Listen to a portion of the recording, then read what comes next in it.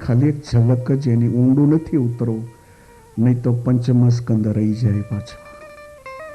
ખાલી એક સેમ્પલ જ બતાવવું છે. વશિષ્ઠજી આવ્યા, ભરતને શાંત કર્યા. હવે મહારાજાનો ક્રિમિનેશન વિધિ એટલે અંતિમ સંસ્કાર કરવાનો હતો, એટલે એની આખી અંતિમ યાત્રા તૈયાર થઈ. અને આ યાત્રા જ્યારે રાજમહેલથી બહાર નીકળી એટલે કૌશલ્યાજીએ સુમંતને એમ કહેવરાયું કે જ્યારે અગ્નિ અર્પણ થાય ચિત્તાને, ત્યારે કોઈ પણ મંત્રીની સાથે અંતઃપુરમાં અમને સમાચાર તમે પહોંચતા કરાવજો. આ શમશાન યાત્રા સરજુ કિનારે આવી. મહારાજાના શરીરને છેલ્લો જે વિધિ કરવાનો હોય એ વિધિ કર્યો. અનેક ઋષિઓ, અનેક બ્રહ્મદેવો, દરેકની આંખો આંસુથી ઘેરાયેલી હતી. મહારાજાનું આ પાર્થિવ શરીર હતું, એને ચંદનની ચિત્તા ઉપર જ્યારે સ્થાપન કર્યું. ભરત અને શત્રુઘ્નની જવાબદારી હતી અગ્નિ અર્પણ કરવાની. સાંસારિક વ્યવસ્થા મુજબ બે ભાઈઓએ પિતાના પાર્થિવ શરીરને અગ્નિ અર્પણ કર્યો. પછી ભરતની સ્થિતિ ઓર ખરાબ થઈ. બેલેન્સ કેવું ભરત પકડે છે એક ઝલક એક બતાવીશ. અદ્ભુત છે, અદ્ભુત છે ભરત. આદેશને ભરતનું દાન આપી રામાયણે બહુ મોટો ઉપકાર કર્યો છે. આદેશને 3 ભરતના દાન મળ્યા.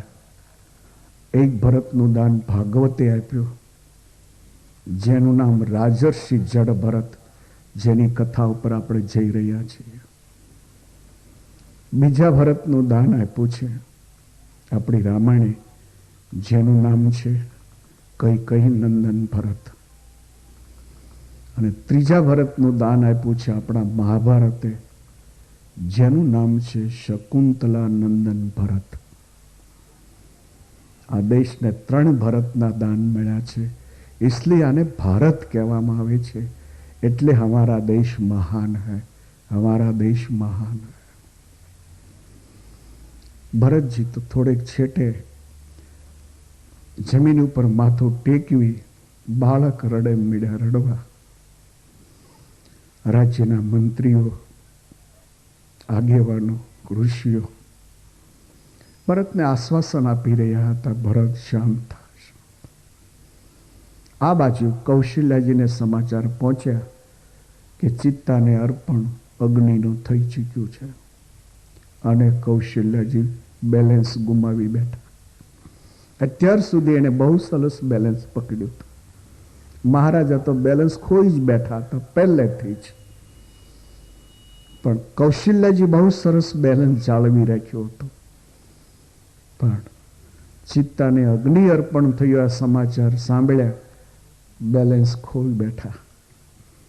અને તરત હાથ ઊંચા કરીને એમ જાહેરાત કરી, મારે હવે મહારાજાની પાછળ સતી થઈને પહોંચવું છે. બસ કાઢી દોટ એણે તો. પાછળ સુમિત્રા દોડ્યા, રાજકુટુંબની બીજી બહેનો બધી દોડી. જ્યાં ચાલે कौशल्याजी के मुझे छोड़ दीजिए, मुझे छोड़ दीजिए, હવે હું નહીં જીવી શકું. મને ઘરના પલંગ ઉપર મારવી કરતા મને સતી થવા દો, મને સતી થવા દો. વળી કૌશલ્ય હાથ છોડાવીને ભાગે, વળી ખાડા ટેકરામાં અથડાઈને પડે પાછા. વળી પાછળ આવતી આ રાજકુટુંબની બહેનો વળી પાછા એને ઉભા કરે. વડીલ જ કૌશલ્યાજી હતા. કોણ એને સમજાવીએ કે કોણ કહીએ કે? આ રીતે પડતા નાખડતા સરજુ કિનારે પહોંચ્યા. ત્યાં જે લોકો ક્રિમિનેશન વિધિમાં આવ્યા હતા, એનું ધ્યાન ગયું એટલે તરત સુમંતને ખ્યાલ આપવામાં આવ્યો, સુમંતજી કૌશલ્યાજી આવી રહ્યા છે. કેમ? તો સતી થવા માટે. સુમંતના હાડના ધબકારા વધી ગયા કે મહારાજા તો ખોયા, કૌશલ્યા સતી થઈ જાય. 14 વર્ષ પછી ભગવાન જ્યારે આવશે ત્યારે જવાબ શું આપશે?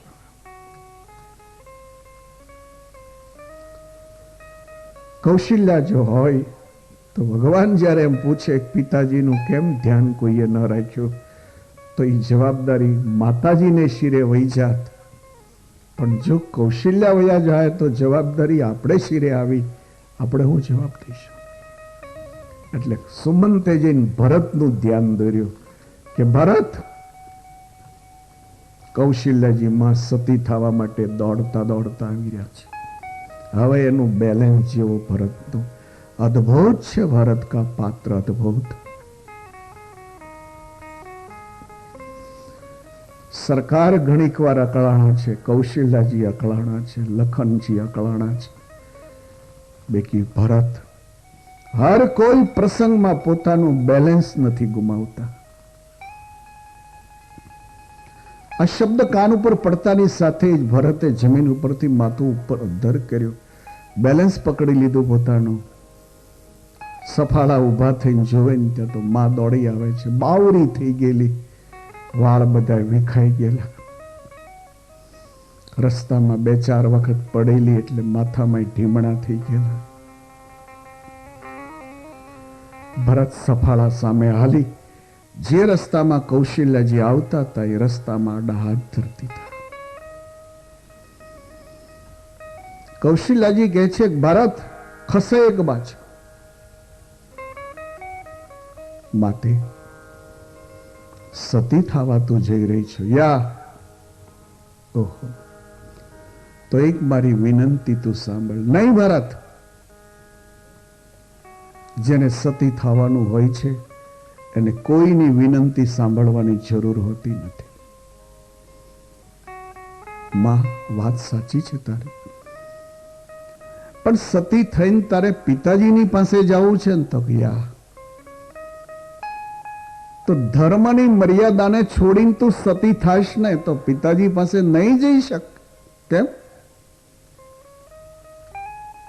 તો સતી થવા માટેના પણ નિયમો હોય છે અને નિયમોનું તારે પાલન કરવું જોઈએ. એ પાલન કરે તો પિતાજી પાસે જવાય, નહીં તો ન જવાય, નહીં તો આપઘાતમાં પરિણમશે.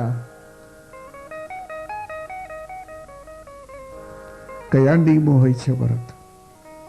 જોમાં સતી થવા જનારી સ્ત્રી માટે એ નિયમ હોય છે કે પહેલા તો પોતાના કૌટુંબિક પરિવારને એકઠો કરી 2 હાથ ઊંચા કરીને એમ ઘોષણા કરે, તેવા હું સતી થવા ઈચ્છી રહી છું.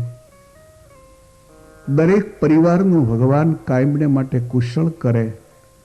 હવે કોઈ પરિવારની કઈ ઈચ્છા હોય તો મારી પાસે માગણી કરો. એ જે પરિવાર માગે એ સતી એને વચન આપે, જાઓ તમારી ઈચ્છા પૂરી થશે, અને પછી સતી થાય છે. આ એનો નિયમ છે. कौशल्या કહે છે, બેટે ભરત, मैं तुम्हारा हृदय का माप ले चुकी, मैं समझ गई. હું તને જો એમ કહું કે હું સતી થવા જઈ રહી છું, જે ઈચ્છામાં આવે એ માગે, તો તું મને ના જ પાડે ને સતી નહીં થવું. મુझे तेरी बात मंजूर नहीं है. ભરતજી કહે છે, માં કયો દીકરો એવો હોય કે માં અને બાપને છૂટા રાખવાના સ્વપ્ન સેવતો હોય? તું સતીથી પિતાજીની પાસે જો રહેવા જતી હો તો પછી તમે બંને જણા સુખી થાઓ, એનાથી તો મને આનંદ થવો જોઈએ ને. હું સતી થવાનો વિરોધ કરું તો પિતાજી ત્યાં એકલા દુખી થાય, તમે અહીંયા એકલા દુખી થાઓ. પુત્ર તરીકે હું મારો ધર્મ ચૂક્યો કહેવા. એટલે ભરત તો મને સતી થવાની મના ન કરે તો ન જ કરું માં. પણ તમે બે જણા સાથે રહો, મને કેટલો આનંદ થાય. તમે અહીંયા એકલા બેઠા અયોધ્યાના મહેલમાં રેડ્યા કરો, એની કરતા પિતાજીની હારે હો તો પિતાજીને આનંદ, તમને બી આનંદ. તો ભરત તું મને મરી જવાની મના નહીં કરે તો ન જ કરું ને.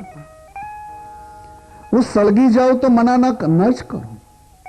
આ ચિત્તા પર બેસી જાઉં તો મના ન, બિલકુલ ન કરું ને. ભરત સહી તો બિલકુલ સહીમાં.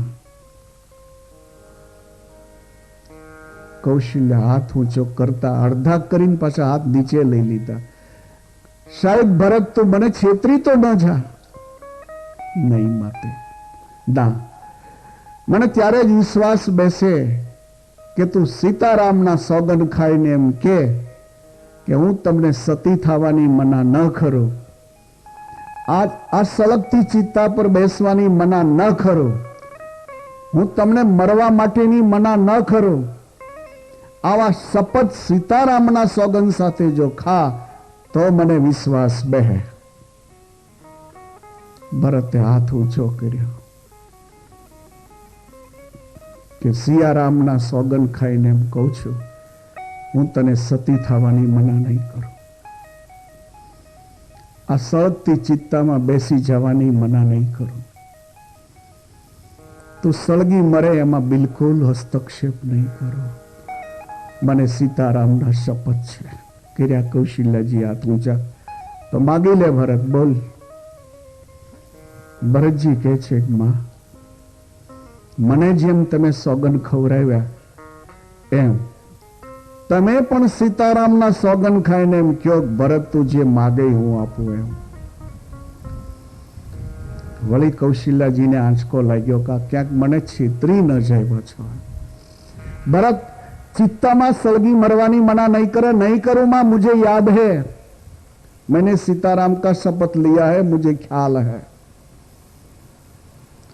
तो હું ચિત્તા પર બેસી જાય તો મના નહીં કરે તો ન જ કરું. મરી જવાની હું તૈયારી મના નહીં કરે, ન જ કરું. સીતારામના શપથ લઈને હું તને કહું છું, તું જે માગીશ એ આપીશ. અને હવે ભરતે હાથ જોડ્યા. ભરત હાથ જોડીને કહે છે, માતે આ સળગતી ચિત્તા ઉપર જ્યારે તું બેસે ને તારી પાસે મારી એ માગણી છે કે તારા દીકરા ભરતને ખોળામાં લઈને તું બે. આ મારી માગણી છે. કૌશલ્યજીનું માથું નીચે ઠળ્યું. ભરત, રામની તો માં બની હું, રામને તો ઓળખી શકી, પણ ભરત તને ન ઓળખી શક્યો. આજ મને દેખાય છે કે રામ બે સ્વરૂપે આ જગતમાં આવ્યો હતો. રામ બે સ્વરૂપે આ જગતમાં પધાર્યો છે. એક સ્વરૂપે પિતાજીની આજ્ઞાનું પાલન કરવા માટે વન વિચરણમાં ગયા છે, અને એક સ્વરૂપે રાજકુટુંબને સંભાળવા માટે અહીંયા રહ્યા છે. ધન્ય હો ભરત. કૌશલ્યજી પાછા વળી ગયા. આનું નામ ભરત છે. તો સવાલ એ ઉભો થાય કે ભરતજીમાં કઈ કમી જોઈ હિન્દુ સંતોએ, ભરતજીની અંદર કઈ ન્યૂનતા જોઈ કે જેને કારણે મર્યાદા છોડી અને ભરતની મૂર્તિ સ્થાપવાને બદલે લક્ષ્મણજીની મૂર્તિ સ્થાપી. હવે મૂર્તિ સ્થાપન થઈ રહ્યા પછી ધૂન ચાલુ થઈ. તો ધૂનની અંદર એ પદ રઘુપતિ રાઘવ રાજારામ પતિત પાવન સીતારામ,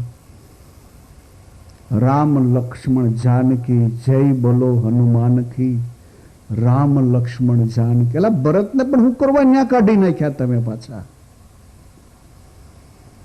સેકન્ડ નંબરમાં ભરત આવે છે. હનુમાનજી મહારાજ જયારે ભગવાન રઘુનાથજીને મળ્યા છે અને ચૂડામણી જયારે આપ્યો ત્યારે ભગવાન બહુ રાજી થયા છે.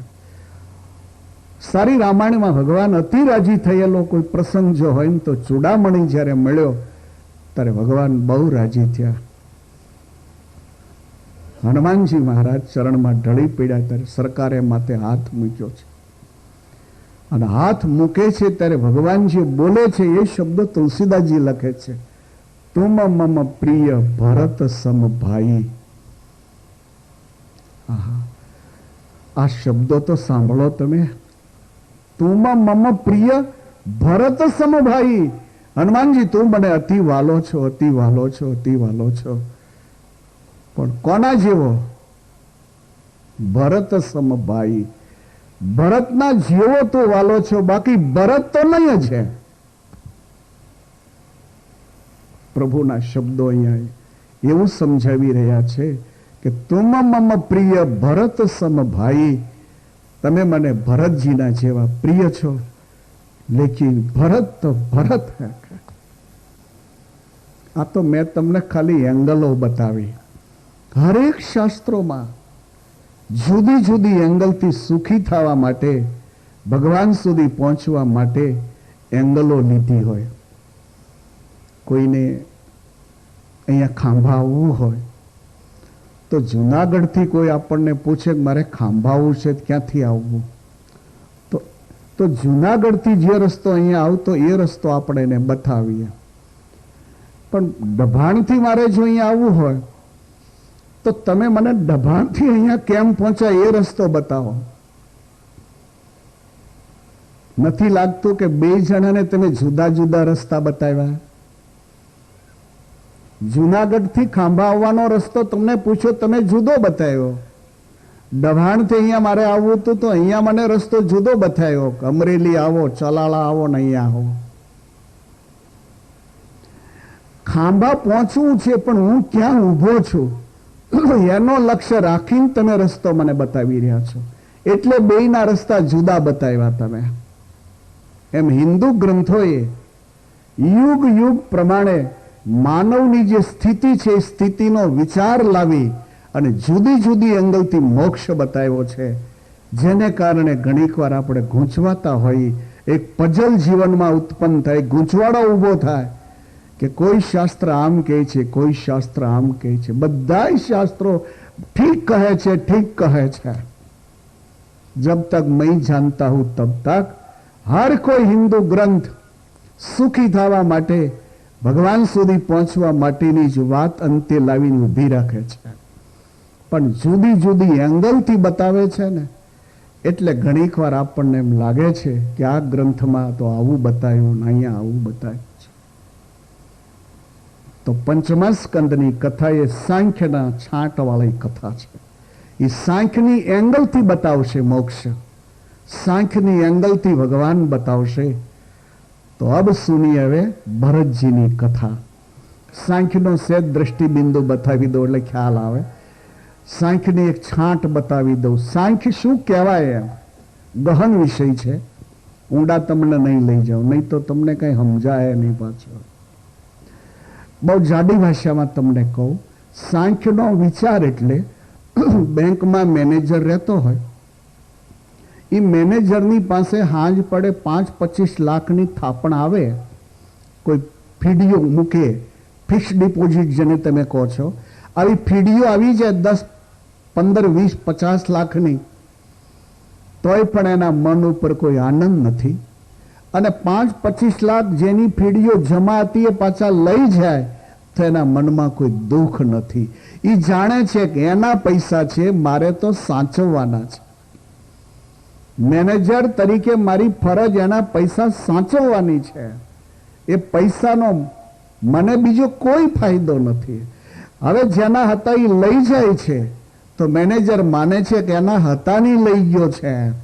એમાં હું જો ક્યાંય ભૂલ ખાવ તો હું મરી જવાનો છું. મારી જવાબદારી સાચવવાની છે.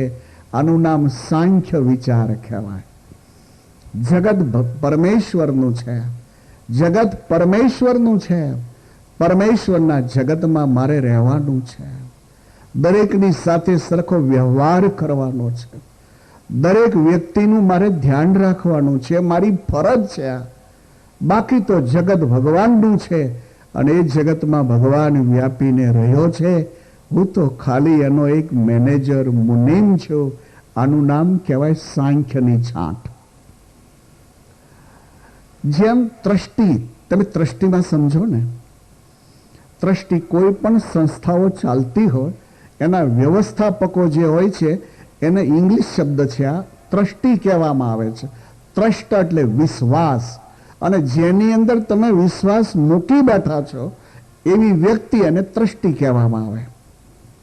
તો ટ્રસ્ટી એના હાથ નીચે કરોડો રૂપિયાની સંસ્થા ચાલતી હોય, એ ટ્રસ્ટીના હાથ નીચે કરોડો રૂપિયાની સંસ્થા ચાલતી હોય, છતાં પણ એ ટ્રસ્ટી એવું સમજતો હોય કે આ સંસ્થાનો એક કાંકરો મારા બાપનો નથી, આ લોકોની મિલકત છે, આ મિલકત મારી નથી, આ લોકોની મિલકત છે, લોકોના ઉપયોગ માટેની આ મિલકત છે, હું તો ખાલી એનો વ્યવસ્થાપક છું, આમાં સહેજે હું ભૂલ ખાઈશ ને તો હું અપમાનથી ગંદો બનીશ અને ઈશ્વરનો ગુનેગાર બનીશ.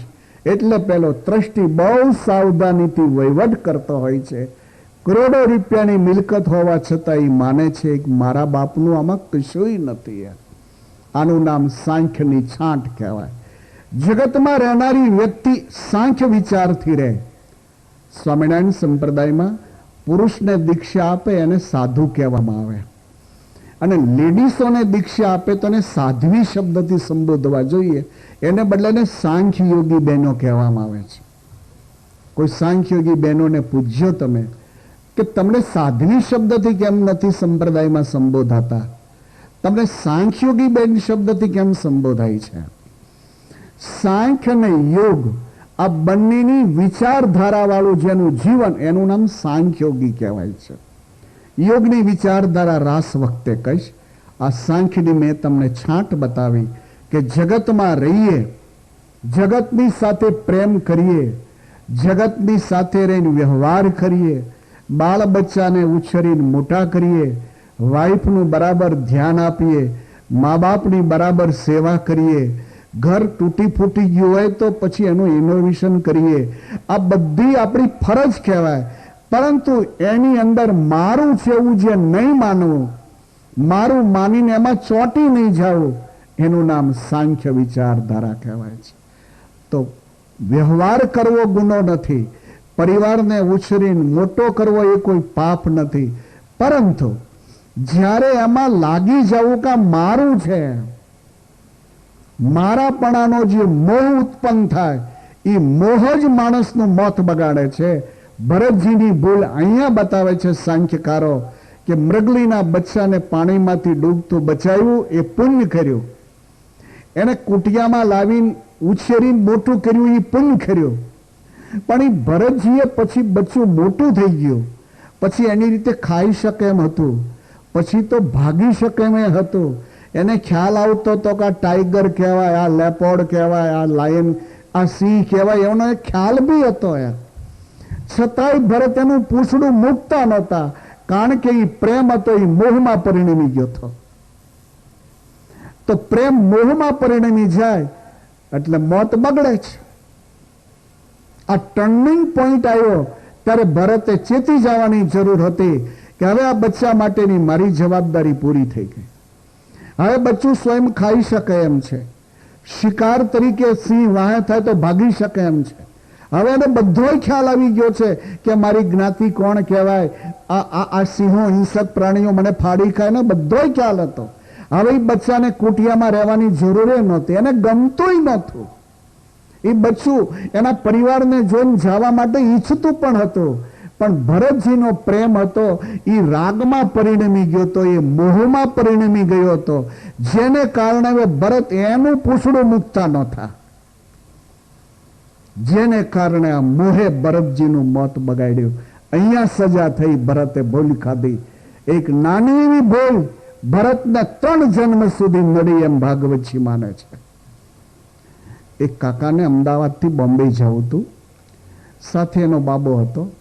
બાબો હતો 15 વર્ષનો, પણ હાઈટ થોડીક નીચી, એટલે 2.5 ફૂટની હાઈટ પકડી પછી ઊંચાઈ ન પકડે, જાડાઈ પકડે. જેમ જેમ વર્ષ વધતા ગયા એમ ઊંચાઈ ન વધી, જાડાઈ વધી, એટલે ગોળ ટીપણા જેવો થઈ ગયો છોકરો. હવે એમાં બાપ દીકરાને બોમ્બે જવું એટલે બે જણા રેલવે સ્ટેશન ઉપર આવ્યા. છોકરાને ટ્રેનમાં બેહારીને એનો બાપ ગયો ટિકિટ લેવા. તો એણે વિચાર કર્યો કે છોકરાની હાઈટ તો બહુ નીચી છે, તો દોઢ ટિકિટમાં હાલે, એમ અડધી ટિકિટમાં હાલશે. એટલે એને અડધી ટિકિટ એને લીધી ને એક ટિકિટ પોતાની લીધી. આવીને બેસી ગયો. ટ્રેન શરૂ થવાની થઈને ત્યારે પહેલા કાકાને વિચાર આવ્યો કે કદાચ ટીટી આવે અને બાબાને પૂછે કે તારી ઉંમર કેટલી. જો આ કહેશે કે મારી ઉંમર 15 વર્ષની તો મોટી માથાકૂટ થાય. એક તો ફાઇન થાય, દંડ થાય ને ટિકિટ આખી ભરવી પડશે. એની કરતાં ભણાવી દઉં થોડુંક એમ. એટલે કહે છે કે જો બેટા, ટીટી આવે ને તને કદાચ પૂછે તારી ઉંમર કેટલી, ત્યાં તો ઓલું છોકરું હતું બહુ ઉતાવળા સ્વભાવનું. ઘણા લોકોનો સ્વભાવ બહુ ઉતાવળ હોય. તમે જે અડધું કહો ત્યાં તો એ બીજું બોલી જ ગયો હોય. ઉતાવળો સ્વભાવ. એક યુવાનના લગ્ન થયા, સ્વભાવ બહુ ઉતાવળો હતો. વાઈફ આવી એટલે કહે છે કે હવે તો તું આવી છો તો કપડાં ધોઈને ઇસ્ત્રી પણ તારે જ કરવાની, હવે ધોબીને કપડાં આપણે નથી આપવા. તો પેલી કહે છે કાંઈ વાંધો નહીં. એટલે ઇલેક્ટ્રિક ઇસ્ત્રી લાવ્યો, એક ટેબલ કરી દીધું. આ એની વાઈફ લેંગો ને બુસર્ડ ને બધું ધોઈને ઇસ્ત્રી કાયમ કરે, આવડો ઓફિસે જાય. એમાં એક દિવસ પેલી વાઈફે કપડાં તો ધોયા હશે પણ ઇસ્ત્રી કરવી રહી ગઈ અને આને ઓફિસે જવાનો ટાઈમ થઈ ગયો. જ્યાં કપડાં લઈને ત્યાં તો ઇસ્ત્રી વગરના હતા. એટલે ઉતાવળો હતો ને પાછો ખીજવાળ હતો. સમજ્યા?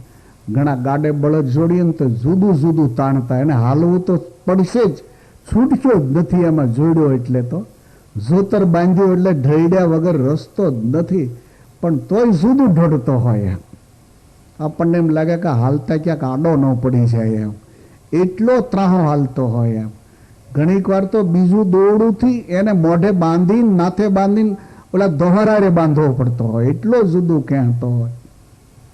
એમ આનો સ્વભાવે પાછો ખીજવાળ થોડોક હતો, એટલે મીડો ખીજાવા. ભાન નથી તને, આ લેંઘાની ઇસ્ત્રી ન કરી, મારા ઓફિસનું એ મોડું થઈ જાય, તને તો કાંઈ અક્કલ જ નથી. પેલી કહે છે કે વાત સાચી, ભૂલ થઈ ગઈ, હમણાં કરી દઉં છું. તો મારે નહીં કરી ઇસ્ત્રી, હવે હું કરી લઈશ, મને આવડે છે. એટલે એણે પ્લગ ઘાલ્યો, લેંઘોને પાણી છાંટ્યું, ત્યાં સુધીમાં ઇસ્ત્રી બરાબર તપી ગઈ. તપી ગઈ એટલે લેંઘાને મીડો ઘસવા.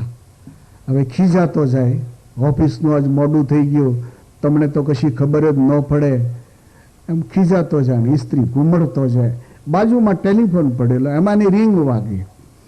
એક બાજુ તો ખીજાયેલો હતો, સ્વભાવ ઉતાવળો હતો, તો એલા રિસીવરને લઈને કાને લગાડવો જોઈએ, બોલે ઇસ્ત્રી સીધી લગાડો, હેલો. ત્યાં કાને આખી ઇસ્ત્રીની છાપ પડી ગઈ, તપી ગયેલી હતી. તો ઓફિસરો પૂછે કે કાને શું થયું? કે નવા મોડલનો ટેલિફોન આવ્યો. ઓલું છોકરું ઉતાવળું બહુ હતું એટલે તરત બોલી ગયો અને કહે છે હું કહી દઈશ મારી ઉંમર 15 વર્ષની થઈ. પેલા કાકાને લાગ્યો કે આ મુશ્કેલીથી સારું થયું અને ભણાવ્યો. તારે 15 નહીં કહેવાના? તો નહીં, મને પપ્પા બરાબર ખ્યાલ છે, મારી જન્મ ડેટ બોલું. પેલા જન્મ ડેટ નથી બોલવી, તું મારું તો સાંભળ. ટીટી પૂછે ને 15 વર્ષ કહીશ તો આખી ટિકિટનો ચાર્જ લાગશે. મેં તારી અડધી ટિકિટ લીધી જ. ખ્યાલ આવ્યો? હા. તારે શું કહેવાનું?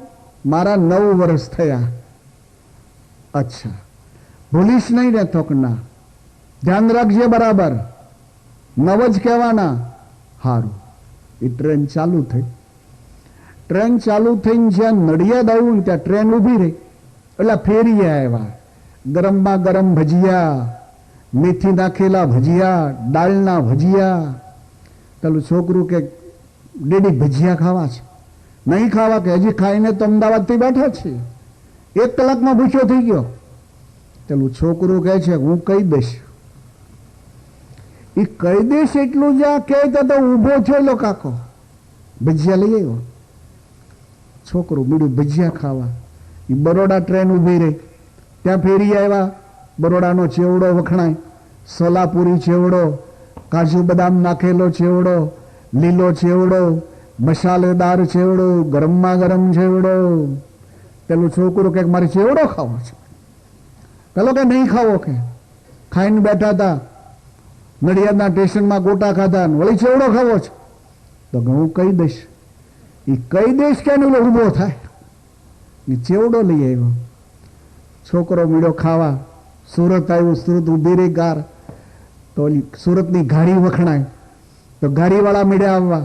મસાલેદાર ઘારી, માવો નાખેલી ઘારી, ભેંસના ઘીની બનાવેલી ઘારી, ગરમમાં ગરમ તાજી ઘારી.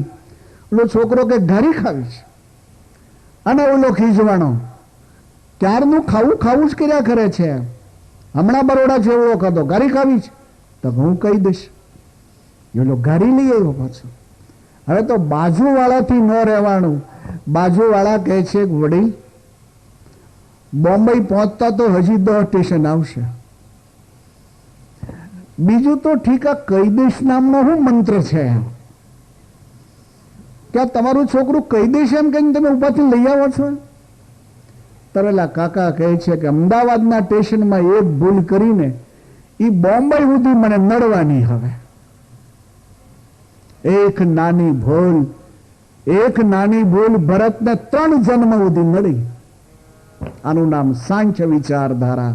બહુ સરસ આ કથા છે, બહુ સરસ આ કથા છે. આનો દ્રષ્ટિબિંદુ એમ કહેવા માંગે છે સાંખ્યનો કે જ્યારે છોકરાને ઘરે છોકરા થઈ જાય, છોકરાઓ બિઝનેસ સંભાળે, ખેતી સંભાળે એવા થઈ જાય, પછી છોકરાનું પૂછડું મૂકીને હાથમાં માળા લેવી, એમ સાંખ્ય વિચાર કહે છે. પછી આપણી હવે એને જરૂર નથી. હવે આપણે કંઈક ટકટકાટી કરીએ ને તેમ કહે છે કે બાપુજી બેહન તમે કમરામાં આવે, તોય આપણે ટકટકાટી કર્યા કરી તેમ કહે છે મળો જ છાનું મના આવે. છતાંય પીછો ન છોડે તેમ કે જાઉં મંદિરે હવે સ્વામી આવ્યા છે. બોલો, એમને વળગાડે પછી પાકું ગલખું જેમાં ચપ્પુય ન ઘરે. સ્વામી શાક કરે લે, સ્વામી બાપાને કઈક 2 શબ્દો કહેજો ને તમે. પાકું ગલકો તો બેનો પાટિયા વિસળવા રાખે, એનું તે કઈ શાક થાય? જાઓ મંદિરે. ઘરવાળું કે ઘરવાળું બહાર ગુડાવ એટલે અહીં અંદર બેઠા છે. છોકરાની વહુને માથા ઓળવા હોય, કપડા પહેરવાય, અંદર ખોડાણા સાથે. બોલો, હવે બહાર કાઢે આપણને. બહાર ઘડીક બેસે તો ન્યાય પુહાણ થાય નહીં ને પાછા. વળી ઘરવાળું 2-3 દાડા કે મંદિરે ગુડાવ, મંદિરે. સાંખ્યની છાંટ એમ કહે છે પંચમા સ્કંદની કથાથી કે જે દિવસે જવાબદારી આપણી પૂરી થઈ જાય, છોકરાઓ જવાબદારી સંભાળે એવા બરાબર છે, પછી જરૂરિયાત પૂરતું જ કામ કરો. બાકીનું જે કંઈ કરો એ ત્રષ્ટિ થઈને કરો, એ મુનિમ થઈને કરો. અત્યાર સુધી પરિવાર માટે રેડ્યા, અત્યાર સુધી તમે તમારા બાળ બચ્ચા માટે રેડ્યા, હવે જે કંઈ રડો છો એ ત્રષ્ટિ થઈને રડો કે હવે જે કંઈ 5 પૈસા આવે એ સત્કાર્યમાં આપીશ. હવે તો છગન મારો દીકરો એમ નહીં, નાથી મારી દીકરી એમ નહીં, હવે તો સારી હિન્દુ સંસ્કૃતિ મારા બાળ બચ્ચાઓ છે.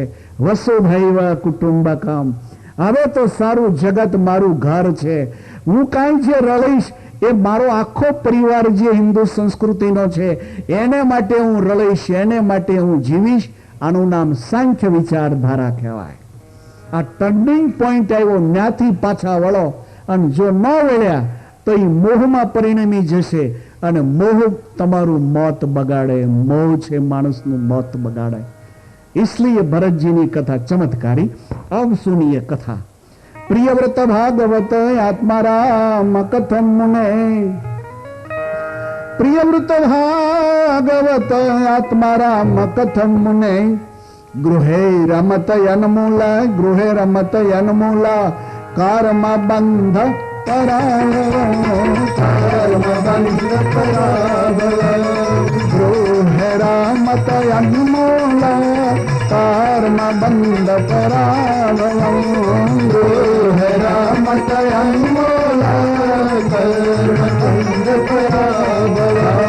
प्रियव्रत भगवत आत्माराम राम कथम मुने प्रियव्रत भगवत राम कथम मुने गृह राम तयन्मूल कर्म बंध पराव गृह राम तयन्मूल कर्म बंध पराव कर्म बंध पराव कर्म बंध पराव प्रियव्रत भागवत आत्मा राम कथम मुने પરીક્ષિતજીનો પ્રશ્ન છે કે ઘર છે એ કર્મભૂમિ કહેવાય છે, તો કર્મભૂમિમાં રહેનારા માણસો કર્મને કારણે તો બંધન થતું હોય છે, તો સંસારમાં રહેનારી વ્યક્તિ એ મોક્ષભાગી કેમ બની શકે?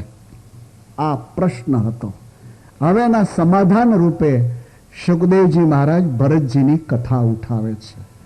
કથાના પોઈન્ટ સિવાય સિદ્ધાંત મગજમાં બેહે નહીં, इसलिए ભરતજીની કથા ઉઠાવી કે જેનાથી પેલો સાંખ્ય વિચાર મગજમાં બેહી જાય. એક ગામમાં બે ભાઈ જુદા થયા. કોઈ પણ એક્ઝામ્પલ, કોઈ પણ દ્રષ્ટાંત એનાથી જ પોઈન્ટ મગજમાં બેહે. આ બે ભાઈ જુદા થયા એટલે નાના ભાઈને એમ થયું કે હવે એક જ ગામમાં સરખો બિઝનેસ કરવો એ જોખમ. મોટા ભાઈને વળી એમ લાગશે કે મારા ગ્રાહકને નાનો ભાઈ લઈ જાય છે, તો વળી ક્યારેક મને એવું લાગશે કે મારા કસ્ટમરોને મોટો ભાઈ લઈ જાય છે, એટલે અહીંયા બિઝનેસ નહીં કરું, બીજા ગામમાં જઈને કરું. એટલે બીજા ગામમાં જઈને બિઝનેસ સેટ કર્યો. બે ભાઈને વિશે હેત બહુ સારું હતું. મોટો ભાઈ કહેવરાવ્યા કરે તું મળવા આવે, પણ નવો બિઝનેસ એટલે કાંઈ સેટિંગ જલ્દી થાય નહીં, નીકળાય નહીં. 6 મહિના વહી ગયા. ત્યારે પેલા નાનાને એમ થયું કે હવે તો હું જાઉં અને ભાઈને મળી આવું, એટલે પેલો મળવા માટે આવ્યો છે. એ સીધો ઓફિસે આવે છે તો પેલાને બરાબર ક્યાંક બહાર જવાનો ટાઈમ, એટલે બે ભાઈ ઓફિસને બારણે જ ભેગા થઈ ગયા. એટલે બાદ ભીડીને ભેટી પડ્યા. કે છે કે ઓહો બહુ સારું થયું, બહુ આનંદ થયો, તું આવ્યો. કેટલા મહિના થઈ ગયા? એમ 6 મહિને તું આવ્યો. એમ કે છે કે નવો બિઝનેસ સેટ કરવામાં થોડોક સમય લાગે, એટલે થોડોક ટાઈમ લાગ્યો. પણ એક કામ કર, હવે મારે જવું છે, આજ મીટિંગ છે, એટલે મીટિંગમાં, અને તું ઘરે જઈને જમીએ. હું હમણાં જ જમીને આવ્યો છું, પછી આપણે બે ભાઈઓ શાંતિથી બેસીએ. અચ્છા ઠીક હે. કે મોટો ભાઈ મીટિંગ તરફ નીકળ્યો, નાનો ભાઈ ઘર તરફ નીકળ્યો. પણ મોટો એમ કહે છે કે 1 મિનિટ, હું જમીને આવ્યો છું, એટલે ઘરે કદાચ જમવાનું કશું ન વધ્યું હોય ને તો તારી ભાભીને એમ કહેજે કે ભાખરીને શાક બનાવી દે. એમ બસ ભાખરી શાક બનાવે એટલે તું ખાઈને પછી આવજે. એટલે ઘરે ગયો. હવે 1 વાગે ઘરે બરોબર પહોંચ્યો, અને 1 વાગે પહોંચ્યો એટલે બેલ માર્યો. ત્યાં ભાભીએ ગેટ ખોલ્યો, જોયું ત્યાં તો દિયર.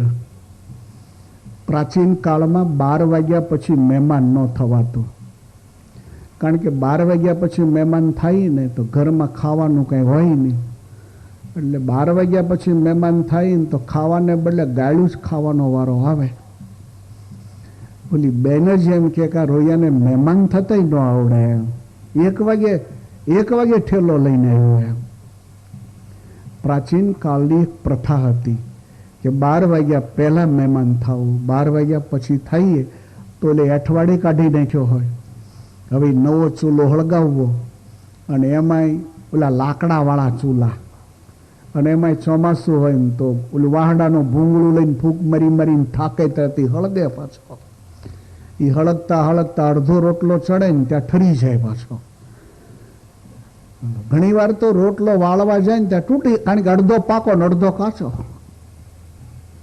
હવે સારું ગેસના સાધન થયા ને એટલે દાળ થાય, શાક થાય. હવે વાંધો નહીં 12 વાગ્યા પછી મહેમાન થાવ. એટલે આ 1 વાગે ઘરે પહોંચ્યો એટલે એની ભાભીને એમ થયું કે આને મહેમાન થતા ન આવડ્યો. 1 વાગે આવ્યો. મનમાં 2-4 તો બરાબર જુડી, પણ હવે દિયર થતો એટલે વધારે કંઈ કહેવાય નહીં. કે છે બોલો કેમ આવ્યા? તો કે બસ ઘણા વખતથી ભાઈને મળવું હતું, ટાઈમ મળતો નહોતો, મળવા આવ્યો આજ, પણ ભાઈને મિટિંગમાં જવાનું હતું એટલે મને કે તું ઘરે જઈને જમી આવ્યો, એટલે બસ જમવા માટે આવ્યો. ઓહો સારું બેહો કે. ઓલી રસોડામાં જઈને વિચાર કરે કે આ રોયો અત્યારે આવ્યો તો હું ખાવા દઈશું એમ, ઘરમાં તો કાંઈ છે નહીં, અમે ખાઈ લીધું છે ને વધ્યું હતું બધું અઠવાડિયામાં કાઢી નાખ્યું છે. એટલે બહાર આવીને કહે છે કે અમે તો ખાઈ લીધું છે ને કાંઈ બચ્યું નથી. તો પછી તો હવે આ એનો દિયર થાય એટલે લખણ તો જાણતો જ હોય ને પહેલેથી. તો ગાય જોવામાં સારી લાગે પણ દોનારાને ખબર હોય લખણ કેવા હોય. તો માંડવામાં બધા હારા લાગે, બાકી તો એને ઘરવાળાને પૂછીએ તો ખબર પડે કે લખણ કોના કેવા છે. ઘણી બહેનો તેમજ કે લઈ જાઉં સાધુ કરી દેવા છે કે.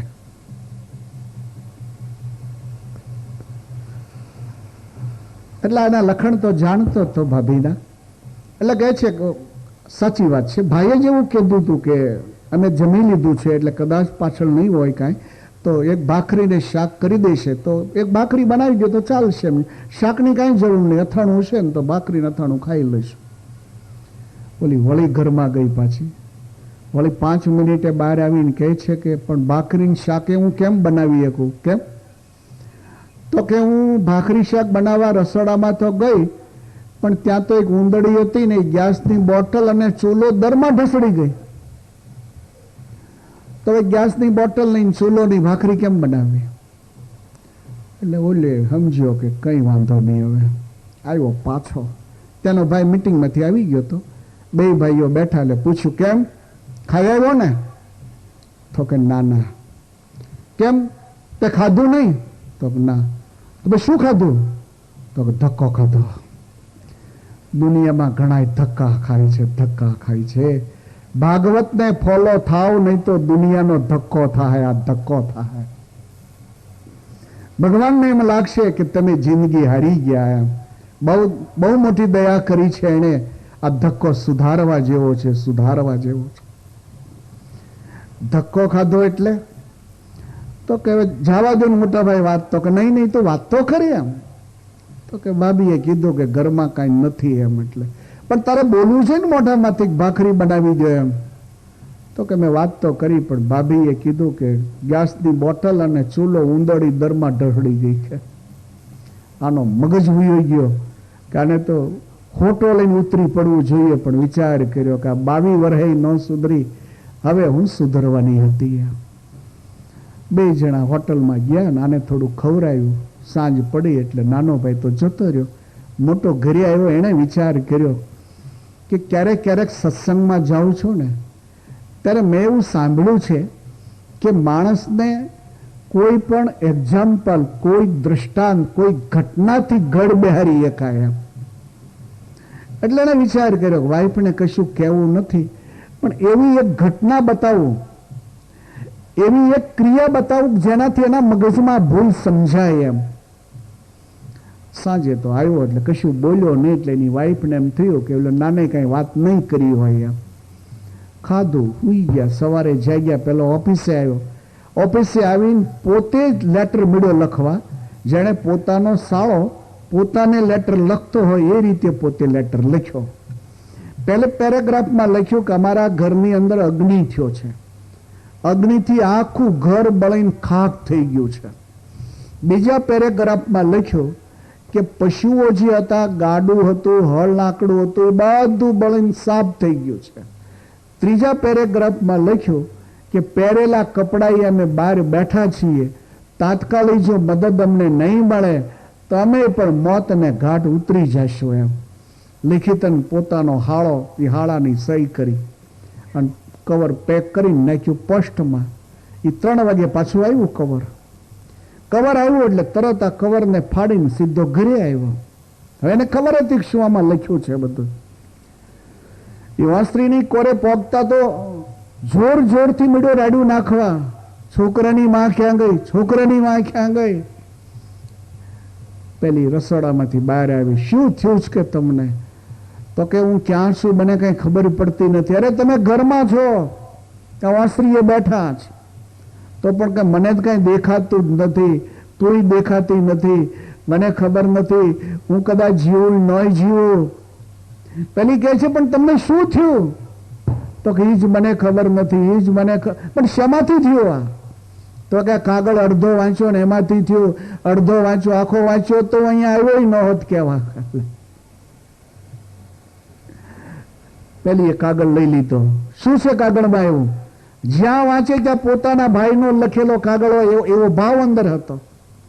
એમાં એને વાંચ્યું કે અમારું ઘર હળગી ગયું છે, ગાય બળદ ને કાડું બધું હળગી ગયું છે, પહેરે કપડે બહાર બેઠા છીએ, તાત્કાલિક મદદ જો નહીં મળે તો પછી અમે મોતને ઘાટ ઉતરશું. આટલું વાંચતાની સાથે તો પેલી મળી રડવા, પેલાના વાહામાં મળી ધબ્બે ધબ્બે મારવા કે હવે તો તમે 55 વર્ષના થયા, તમને તો અકલનો છાંટો ન આવ્યો, તમને માથું છે કે પછી તરબૂચ છે, અહીંયા ગુડાણા ન્યા જવું જોઈએ ને. એ બોલતી જાય ને રડતી જાય ને એક ઘઉંની બેગ ભરીને ગાડામાં મૂકી, એક ચોખાની, એક તુરડાળની, એક મગની, એક તેલની બરણી, એક ઘીની બરણી, આ બધું ગાડામાં ભરી દીધું. વળી બોલતી જાય અક્કલનો છાંટો આવ્યો નહીં, 55 વર્ષે પૈસાને હળગાવા જ, મરી જાવ ત્યારે ઠાઠડિયારે બાંધશો, ન્યા જવું જોઈએ, અહીંયા આવ્યા ઘરે કહેવા, એટલી અક્કલ નથી આવતી. ગાડાને બળદ જોડી દીધા. વળી દૂધ માટે ગાય હતી ને વિયાણેલી, એ બાંધી દીધી પાછળ. એના આને લેંઘા સિવાય ઘરમાં રહેવાનું ન દીધું. બધાય કપડા લઈને ગાંઠો માર્યો, એક પોતાના કપડાની એક ગાંસડી મારી, એ મૂકી ગાડામાં. હા, બધાય કપડા બળી ગયા છે, પહેરે કપડે જ બેઠા છે. આવા ટાઈમે કામે નહીં આવો તો ક્યારે કામ આવશો? તમે તો કોઈ કોઈને કામે ન આવ્યા, તમે તો દાનમાં દઈ દીધા જેવા છો. તો રમાવીને બેઠી જાય. ગાડું ભરી દીધું આખું. હા, બેઠા થાવ, હવે જલ્દી જાઓ, દઈ આવો ગાડું આખું ત્યાં, અને ગાડું પાછું લાવતા નહીં. હા, બળદે દેતા આવજો પાછા, અને મોઢામાંથી ફાડજો પાછા, કઈ જોતું હોય તો પૂછજો. એટલે આ તો ગાડું હાંકીને ઉપડ્યો ને સીધો નાના ભાઈ ઘરે ગયો. હવે ગેટમાં નાના ભાઈએ જોયો કે મોટો ભાઈ કેમ ગાડું લઈને આવ્યો? પૂછ્યું કેમ થયું ભાઈ? તો પેલા ગાડું ઉતાર. શું કરવા પણ? તું ગાડું પેલા ઉતાર પછી બધી વાત કરું. મારું તો આખું ઘર ભાંગી ગયું, મારું તો ઘર ભાંગી ગયું.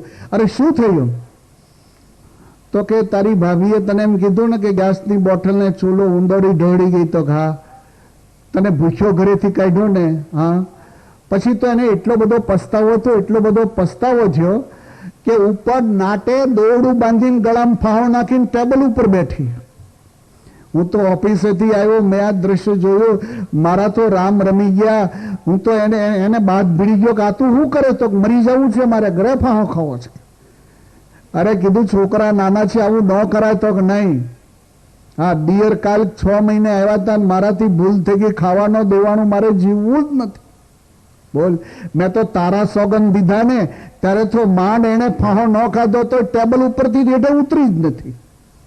એ તો એવું કહે છે ફાંસો તો ત્યારે જ ગળામાંથી કાઢો કે બધું સીધું સામાન ત્યાં દઈ આવો, જો એમાંથી કશું પાછા લાવશો ને તો હું ફાંસો જ ખાઈ લઈશ. કે બોલે હવે તારે ઉતારવું છે કે નથી ઉતારવું? મારું ઘર ભાંગી જાહે, છોકરા રખડી જાહે. પેલો નાનો ભાઈ પણ કે મોટા ભાઈ આવી કોઈ જરૂર? અરે પણ તારે જરૂર નથી, પણ એને બહુ પસ્તાવો થયો, હજી બેઠી ટેબલ ઉપર જ આમ. એટલે આને તો ગાડામાં જ સામાન ઉતાર્યો, ગાડું ખાલી કર્યું. હવે લઈ જાઓ ગાડું. નાના કે ના જ પડી છે, કશું પાછું લાવવાનું જ નહીં. એ તો સારું થયું મને ઓલે કીધું પાછું આવજે એમ, નહીં તો મને એમ કે હાથી રહેજે એમ. આને તો ગાડું બળદ બધું બાંધ્યું. આ પાછો ધોયેલા મૂળા જેવો આવ્યો. હાંજ પડેલી, આ ગેટે રાહ જુએ કે ગાડું દઈને હમણાં આવશે. ત્યાં ભાળ્યો એટલે તરત પૂછ્યું કાં ઘરે પહોંચાડ્યું ને બરાબર? પાછું પૂછ્યું તું ને મોઢામાંથી કે કાંઈ વધારે જોઈએ છે કે નહીં એમ? હા, મારા ભાઈની તબિયત કેમ છે? તો પેલો કહે પણ મારી તબિયતનું પેલા પૂછ.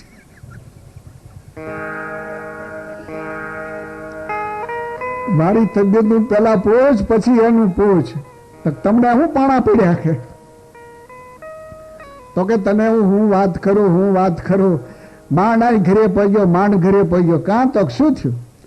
તો કે ગાડું લઈને જતો તો તરસ બહુ લાગી છે, એટલે ગાડું રોડ ઉપર મૂકેલું, નદીએ પાણી પીવાઈ ગયો. એવું જ્યાં પાણી પીવાઈ ગયું ને ત્યાં આકાશમાંથી એક હમળી આવી. એની હમળી પગમાં આખું ગાડું ચાલીને આકાશમાં વહી ગઈ. ત્યાં પેલી ખીજાઈને કહે છે, તમે તો માણસો જનાવર છો, તમને એટલી અક્કલ નથી, હમણાં ગાડું પડી જાય છે. તો કે સાંભળ, જે ઘરની ઉંદરડી ગેસની બોટલ અને ચૂલો દરમાં ઢસડી જાય એ ગામની હમણાં ગાડું ન પડી જાય છે. એક જ મિનિટમાં મગજમાં ફિટ કરી દીધો. એક્ઝામ્પલ સિવાય, કોઈ પણ દ્રષ્ટાંત સિવાય પોઈન્ટ મગજમાં બેસતો નથી. એટલે સાંખ્યનો વિચાર મગજમાં બેસાડવા માટે ભાગવતજીએ ભરતજીની કથા ઉઠાવી છે. તો પ્રિયવૃત ભાગવત આત્મા રામ કથમ મુને, પ્રિયવૃત ભાગવત આત્મા રામ કથમ મુને, ગૃહે રમત યન્મૂલ, ગૃહે રમત યન્મૂલ, કર્મ બંધ પરાવણો, કર્મ બંધ પરાવણો, ગૃહે રમત યન્મૂલ, કર્મ બંધ પરાવણો, ગૃહે રમત યન્મૂલ, કર્મ બંધ પરાવણો. પ્રિયવૃત ભગવત આત્મા રામ કથમ મુને, પ્રિયવૃત ભગવત આત્મા રામ કથમ મુને, ગૃહ રામત યન્મૂલ, કર્મ બંધ પરાવણો, ગૃહ રામત યન્મૂલ, કર્મ બંધ પરાવણો, કર્મ બંધ પરાવણો, કર્મ બંધ પરાવણો, ગૃહે રમત યન્મૂલ, કર્મ બંધ પરાવણમ. સુખદેવજી મહારાજ કહે છે, સુનો, ઋષભદેવ નારાયણના પુત્ર, એનું નામ ભરતજી હતું. 100 ભાઈઓ હતા. ઋષભદેવ એટલે જૈન દર્શનના આદ્ય તીર્થંકર કહેવાય. ભરતજીએ રાજકારભારને છોડી ભગવાનને રાજી કરવા માટે નેપાળમાં ગંડકી નદીને કિનારે આવી એક કુટિયાને બાંધી સાધના ચાલુ કરી. પરીક્ષિત આ વાતને વર્ષો વીતી ગયા. નિત્યનો એક ક્રમ બન્યો હતો. સવારે ગંડકીમાં સ્નાન કરતા, કોઠિયામાં આવીને પછી ભગવાન વિષ્ણુની પૂજા કરતા, મધ્યાને જવને બાફીને ખાઈ લેતા, સાંજ સુધી પાછી આરાધના કરતા, રાત્રિના 12 વાગે તૃણ છાદડી પર પોતે સૂઈ જતા અને 4 વાગે જાગતા. આવો એક ક્રમ હતો. પરીક્ષિત એક દિવસનો સુમાર હતો. ભરતજી સવારે નાવા માટે ગંડકી નદીમાં પધાર્યા છે. ગંડિક્યા મેકદાસ નાતવા જજાપો પ્રણવ અમરદી, ગંડિક્યા મેકદાસ નાતવા જજાપો પ્રણવ અમરદી. સવારનો સમય તો ગંડકીમાં સ્નાન કરી અને હિન્દુ સંસ્કૃતિના નિયમ પ્રમાણે પાણીથી આખો ખોબો ભરી, અંજલિ ભરી અને સૂર્યને અર્ઘ્ય આપતા હતા. આપણી સંસ્કૃતિમાં સૂર્યને અર્ઘ્ય અપાતું. આજે ચાનો સમય આવી ગયો ને એટલે સૂર્ય તમને રાહ જોઈને બેઠા છે. હજી છોકરો ઘોડિયામાં જાગે ને ત્યારે પણ ચા કરતું જાગે. માં બોલતા પછી આવડે, ચા બોલતા પહેલા આવડે છે.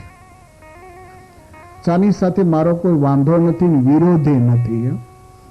એક વ્યવહાર બન્યો છે હવે, પણ બને તો થોડોક ઓછો પેટમાં નાખવો સારો. એમ આખા દી પીપી ન કરવું એમ, નહીં તો ડાયાબિટીસ થાય. અને ડાયાબિટીસ થાય ને તો પછી પેરેલિસનો જો આંચકો આવ્યો ને તો મરી ગયા. પછી બાથરૂમ કોણ લઈ જાય? અને એમાંય ઘરવાળા જો ભગવાનના ધામમાં વહી ગયા તો બહુ ભૂંડી દશા, બહુ ભૂંડી દશા.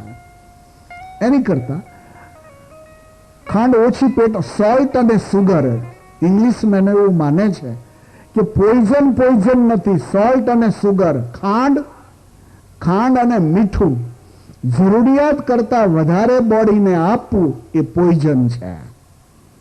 માપે અંદર ખાઈએ ને તો વાંધો ના આવે, નહીં તો બીપી હાઈ થાય. બીપી વધારે થઈ જાય, 100 ઉપર, 150, 200 ને 250. પછી આવા માણસ ખીજાળ બહુ હોય, બહુ ખીજાળ હોય. બીપી જેમ વધારે હાઈ જાય, જેમ બીપી હાઈ વધારે જાય એમ બ્રેન હંમેશા કંટ્રોલ બહાર જાય. તો સૂર્યની આરાધના થતી, સૂર્યને વંદના થતી. અને સૂર્યને આપણા પૂર્વજો જ્યારે વંદના કરતા ત્યારે ગાયત્રી મંત્રનો પાઠ કરતા. તમને ગાયત્રી મંત્ર કદાચ ન આવડતો હોય તો જનમંગળ તો આવડતો હશે ને. સ્વામિનારાયણ સંપ્રદાયના આશ્રિતો હોય ને જનમંગળ આવડતો હોવો જોઈએ. ખાસ ધ્યાન દેના, ભાગવતજીની એક પારાયણ આપણે કરીએ અને કેટલું પુણ્ય થાય.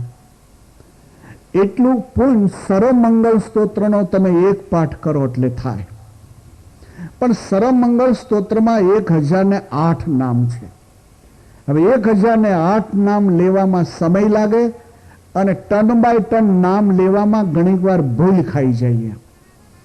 એટલે 18મી સદીમાં શતાન સ્વામીએ, જે શતાન સ્વામી હનુમાનજી મહારાજના સગા મામા થાય છે, રામાયણ ધ્યાનથી જેને વાંચી હોય એને ખ્યાલ હોય, ગૌતમજીના પુત્ર શતાનંદજી થયા. જે શતાનંદજી જનક મહારાજાના ગુરુસ્થાને હતા. સીતારામજીના લગ્ન કરાવ્યા પછી શતાનંદજીને એમ લાગ્યું કે મારે તો સીતારામ મેળવવા છે. પણ એ સમયમાં તો ભગવાન સીતાજી જમીનમાં સમાયેલા હતા. ભગવાન અકેલા રહેવાનું પસંદ કરતા હતા. इसलिए શતાનંદની માગણી ન સ્વીકારી કે ફરી જ્યારે પધારીશ ત્યારે સ્વીકારીશ. એ શતાનંદ ભાગવતજીમાં આવો હવે તો ભાગવતજી એમ કહે છે તૃતીય સ્કંદમાં એ શતાનંદ મૈત્રેય નામના ઋષિ બન્યા. મૈત્રેય ઋષિ બન્યા પછી એને એ સાધના ચાલુ કરી. તો દ્વારકેશ કહે છે કે અત્યારે 16,008 રાણીઓ છે. એનો જ હજી નંબરવાર ક્રમ નથી આવતો. વરસ દાડે 100 ભાગ કરવા પડ્યા કે 100 રાણીઓને આજ પગ દાબવા આવવાનો. હવે 100 જણી પગ દાબે તો ખામે ખેમ, તો પછી 10 રાણીઓ પગ દાબે, બાકીની બધી રાણીઓ એના ખભા દાબે. આમ આરતીમાં નહીં એકબીજાના હાથ અડાડી રાખો છો. ફરી જ્યારે જન્મ ધારણ કરીશ તે દિવસે ઈચ્છા પૂરી કરીશ. એ મૈત્રીજી પાછા 18મી સદીમાં હવે સત્સંગી જીવન ઉપર આવો, ન્યાયનો છેડો અદ્દાણો. તો સત્સંગી જીવન ધર્મ ગ્રંથ કહે છે કે એ શતાનંદ સ્વામી ફરી પાછા લોકમાં પધાર્યા અને બદ્રિકાશ્રમમાં જઈને તપ કર્યું. ભગવાન નરનારાયણ રાજી થયા. ત્યારે એ જ માગણી દોહરાવી કે તમારા ચરણારવિંદની સેવા મને આપો અને હું ધર્મ ગ્રંથની રચના કરું કે જેનાથી માણસ સુખી બને અને તે મોક્ષ ભાગી બને. ભગવાન નરનારાયણે તે ટાઈમે વચન આપ્યું કે અત્યારે હું ઉત્તર કૌશલ દેશમાં ઘનશ્યામ નામે જન્મી ચૂક્યો છું. વર્તે પશ્ચિમ પાંચાલે દેશે દુર્ગાપુર અધુના. અત્યારે હું ઘનશ્યામ નામે જન્મ ધારણ કરી ગઢપુરની અંદર નિવાસ કરીને રહ્યો છું. માટે ત્યાં આવો. ત્યાં આવશો તો તમને હું સાથે રાખીશ અને તમારી ઈચ્છા પૂરી કરીશ. આ શતાનંદજી ત્યાં આવ્યા છે. ભગવાન સ્વામિનારાયણે દીક્ષા આપી, નામ ચેન્જ ન કર્યું, શતાનંદ જ રાખ્યું છે. અને એ શતાનંદ સ્વામી હનુમાનજી મહારાજના મામા થયા. તો હનુમાનજી મહારાજના મામા શતાનંદ સ્વામીએ સત્સંગી જીવન નામનો ગ્રંથ રચ્યો છે. એ ગ્રંથની અંદર સ્વામીએ વિચાર કર્યો કે સર્વમંગળનો પાઠ કરવામાં કઠિનતા વર્તાય છે. એટલે સર્વમંગળમાંથી જન્મમંગળ નામે એક પાઠ બનાવ્યો, જેના 108 જ નામ રાખ્યા.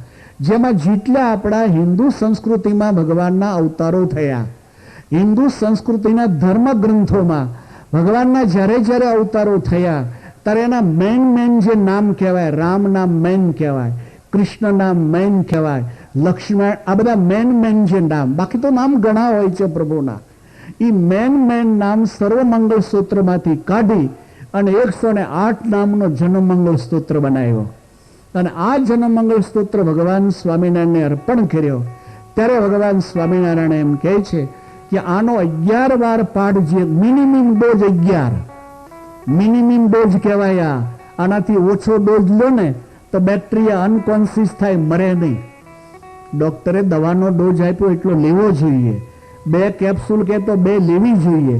બેને બદલે એક જ લ્યો તો બેક્ટેરિયા મરે નહીં, અનકોન્શિયસ થઈ જાય, એટલે તાવ ઉતરી જાય. પણ જેની ઘડીએ એક દવાનો ડોઝ બંધ કરો એટલે વળી બેક્ટેરિયા પાછા સચેત થાય. એમ મિનિમમ ડોઝ 11 નો આપ્યો મહારાજે કે 11 જનમંગળનો પાઠ જે કરે એના જીવનમાં અન્ન, વસ્ત્ર, આશ્રો ને આબરૂ, આ 4ની તકલીફ ક્યારેય નહીં પડે. તો સવારે જ્યારે ભગવાનની પૂજા કરીએ ત્યારે પૂજા કર્યા પછીથી સૂર્યને અર્ઘ્ય જ્યારે આપવાનો બને ત્યારે સૂર્ય વંદના કરીને જન્મ મંગળના 11 પાઠ કરવા. આપણે જન્મમંગલનો એક પાઠ કરી લઈએ. તમે એક પાઠ બોલજો, ન આવડે તો ખાલી તાળી વગાડજો, પણ જરા જોરથી વગાડજો. રાધારમણ સ્વામીએ પ્રસાદની વ્યવસ્થા કરી છે, ગભરાશો નહીં તમ થારે. હા, ભલે ધોતિયા ઉપર કંદોરો બાંધે, જોકે મજબૂત છે રાધારમણ.